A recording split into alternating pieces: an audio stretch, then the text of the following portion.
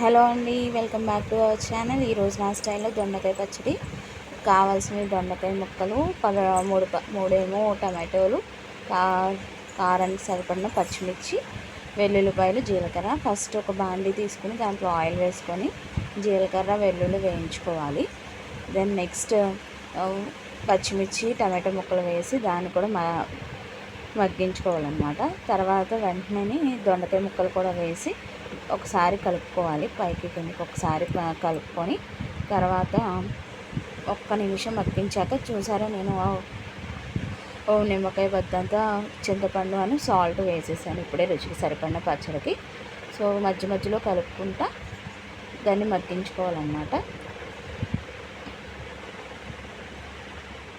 So ఇలా మొత్తం మగ్గిపోయాక stove off చేసేసి దీన్ని చల్లారిపోయాక జార్లో ట్రాన్స్ఫర్ చేసుకోవాలి. ఆల్రెడీ సాల్ట్ వేస్తాం కాబట్టి పచ్చిమిర్చి అడ్జస్ట్ చేసుకోవాలి. నేనైతే పచ్చడి వేసేటప్పుడు మేము బెల్లం ముక్క వేసుకొని చూసుకుంటాము. సో అలాగా like, share and subscribe to my channel.